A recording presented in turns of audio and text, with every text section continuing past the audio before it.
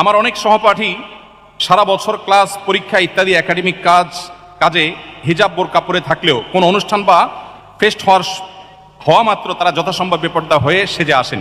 এ ধরনের অনুষ্ঠানের ক্ষেত্রে পর্দার ব্যাপারে শৈথিল্য করার সুযোগ আছে কি না?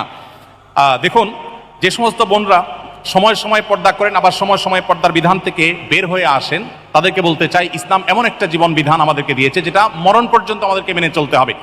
আমাদের সমাজে বেশিরভাগ মানুষ অপরাধ করে সামাজিকতার কারণে। যারা দুর্নীতি করে, যারা দেশের সম্পদ লুট করে, এই মানুষগুলো বেশিরভাগ মানুষ নিজের পেটের দায়ে লুট করে না। কি বলেন? পেটের দায়ে কেউ দুর্নীতি করে?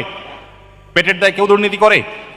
আমাদের সমাজে যত অপরাধ হয়ে থাকে, এই সামাজিক অপরাধগুলো বেশিরভাগ ক্ষেত্রে হয়ে থাকে তথাকথিত সামাজিকতার জন্য, সমাজে নিজের অবস্থানকে এস্টাবলিশ করার জন্য। অতএব একজন মুসলিম নারী তিনি নিজের এই মনের অবস্থাকে তার সিদ্ধান্ত নিতে হবে এবং সঠিক করতে হবে। তিনি কোনো অবস্থাতেই নিজেকে বিশেষ পরিস্থিতিতে পর্দার বিধান থেকে বের করে আনতে পারেন না। আমরা অনেকে আছি নিয়মিত পর্দা করেন, অথচ বিবাহের কোনো অনুষ্ঠান হচ্ছে সেখানে তিনি পর্দা ছেড়ে দেন। মরণ পর্যন্ত আমাদেরকে দিনের উপর টিকে থাকতে হবে। আল্লাহ বলেছেন, ওয়াবুদ রাব্বাকা হাত্তা ইয়াতিয়াকাল ইয়াকিন, তুমি তোমার রবের ইবাদত করো মৃত্যু আসার আগ পর্যন্ত। অতএব আমাদেরকে মৃত্যু আসার আগ পর্যন্তই পর্দার বিধান মেনে চলতে হবে। সামাজিকতার খাতিরে যদি আমি আমার দিনকে ছেড়ে দেই, সেটা হবে দিনের নামে আত্মপ্রবঞ্চনা এবং আত্মপ্রতারণা। আল্লাহ তাআলা আমাদেরকে এগুলো থেকে বেঁচে থাকার তৌফিক দান।